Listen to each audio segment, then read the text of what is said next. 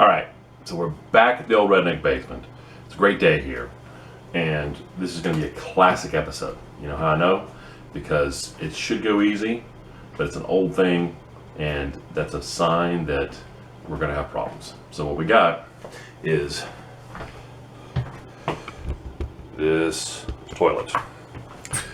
So issue is the fairly simple thing. The flush valve gasket between the tank and the toilet is leaking.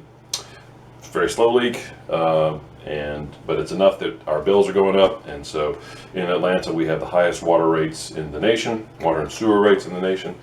So we got to replace that valve and replace that gasket. So the problem is that this is an old first generation toilet. We're going to renovate this bathroom eventually, but we need to do this in a minimum way, as cheap as possible, which is classic Old Redneck Basement. And so, but it's old, and these bolts are rusted, and the tie-in is off, and so this is going to be tough. So, okay, so here's some details we're dealing with. The tank bolts are rusted, so that's going to be interesting to see if there's anything that will hold up there. All the cutoff valves in the house leak. I don't know if this one does. I'm hoping it doesn't. But all the cutoff valves that I've dealt with in the house leak, meaning that they never really turn off. And so you got to turn off the water to the whole house, which is a pain. The good news is that we've got a good flush valve. And so as soon as I get out this weird this first generation dual flush, which I don't know if it works or not, but we've been using it, valve, get that out of there, then we should be able to get that valve replaced pretty quickly, or the seal replaced pretty quickly. And hopefully it goes well, but you know, this is Old Redneck Basement. No good plan survives first contact. And I'm fully anticipating these bolts having to be cut out, and that flush valve being an odd size, and all kinds of things potentially going wrong, as well as putting a handle, like a flush handle I bought for that a long time ago, and worried that's not going to work. But so we'll figure it out. All right. So the good news is that the valve seems to be holding. This does not seem to be refilling at all. So one of the things I like to do is get it as low as possible. So I use a cup after flushing. Use a cup to get out whatever stands at the bottom, and when that gets to be ineffective, then I just use a shop vac, which I'll show in a second. All right, so here's a little trick that I haven't seen anybody do, but using a wet dry vac to suck out that last little bit of water prevents it from getting on the floor. And so here's a little jab at Jonathan and whoever, the Property Brothers. You know, they sort of make people carry the toilets out full of water. It's like, dumbass, just suck the water out with a shop vac. And so, anyway, this is what we do. I don't have to suck it out of the bottom, because we're not really moving that part. But to prevent it from getting on the floor, getting everywhere, making a mess, we're going to suck it out of the top part here.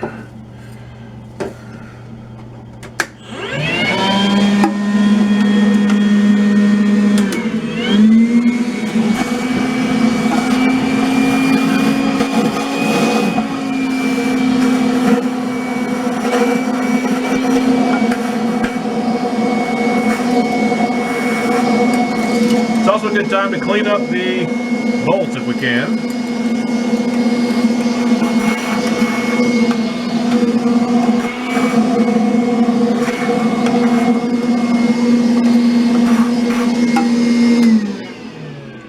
Alright. So as you can see now, not much anyway, will get out on the floor when we take the bolts loose. So I always like to empty the water out right away, just because I always tend to forget.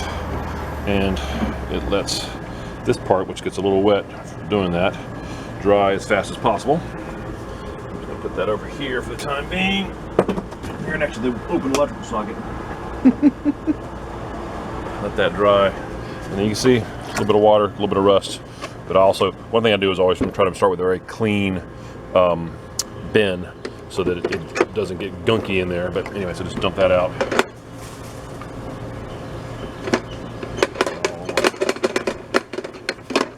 that's it. So it's a great little Makita 18 volt mini shop vac. So this has been a great little addition to the tool shed.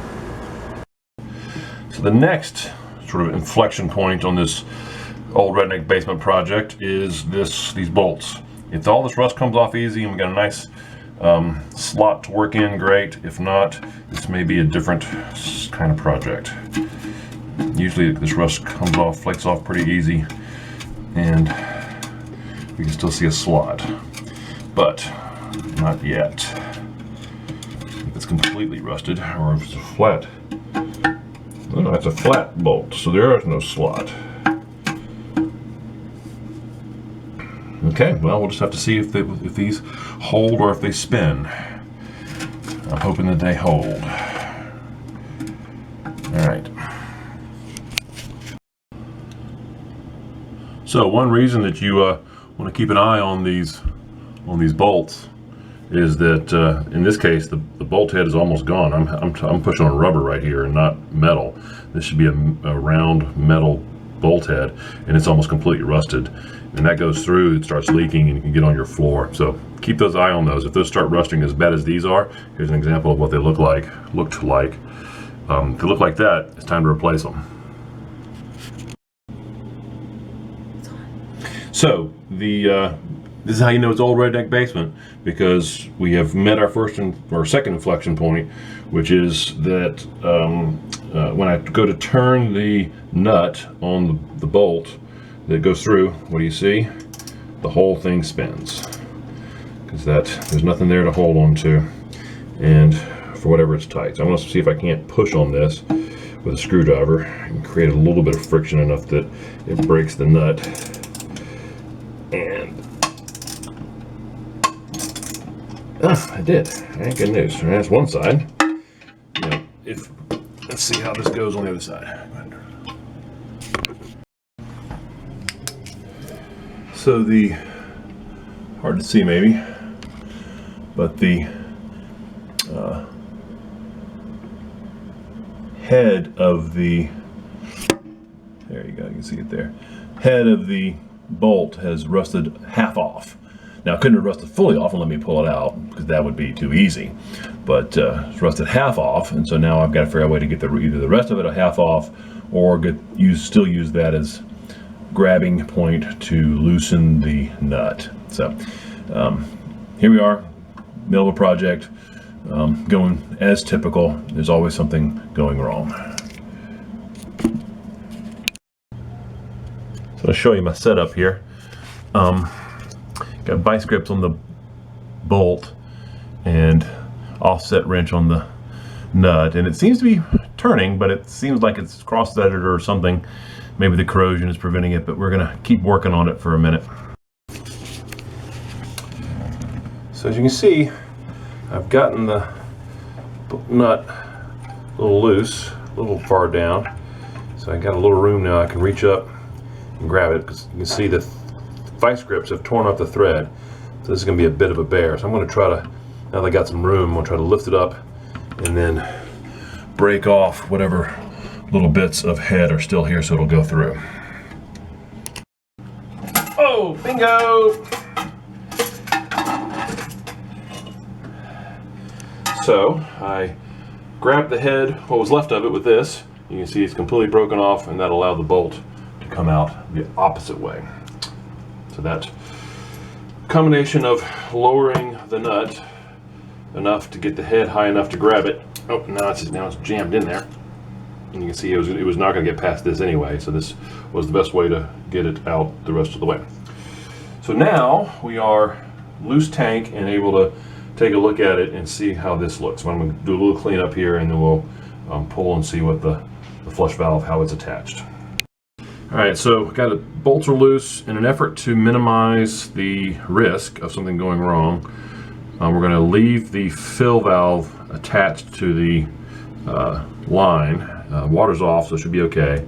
I'm going to lift this and twist it over, and so we can see what the flush valve looks like. I'm not going to go too far because I'm going to lose a little water. Yeah, just a great big, oh wait a minute.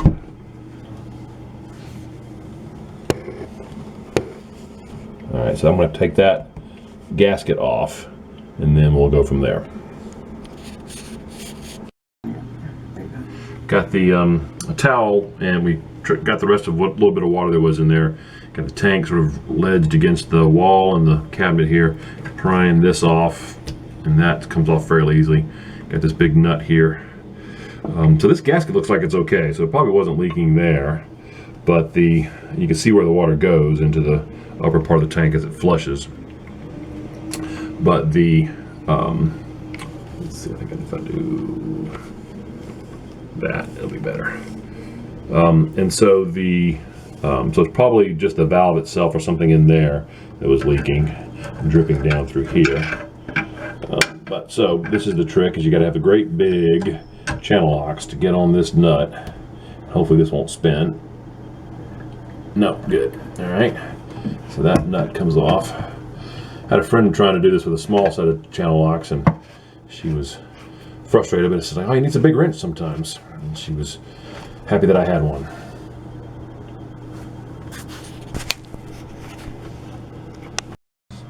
So you can see a little bit, looks like this little edge was either it's starting to rust, and maybe this gasket is getting past this gasket. So actually, no, that gasket's just falling apart. So that's what it was. This gasket's falling apart. It might have been somewhere in here in this flush lift tube area here, which I don't think I can actuate here. No.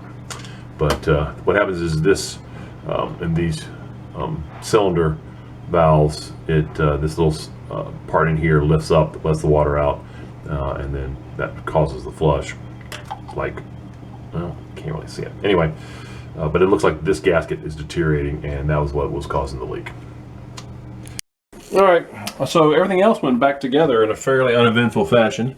The toilet flush valve, little $12 flush valve from Home Depot, Everbuilt.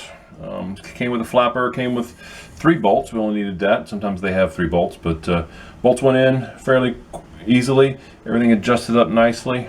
And so there was no Old Redneck Basement events that occurred after getting the bolt out. So all that other stuff there's plenty of videos on that. So I'm just going to call it a day here at the Old Redneck Basement and be happy we don't have any more leaking toilet.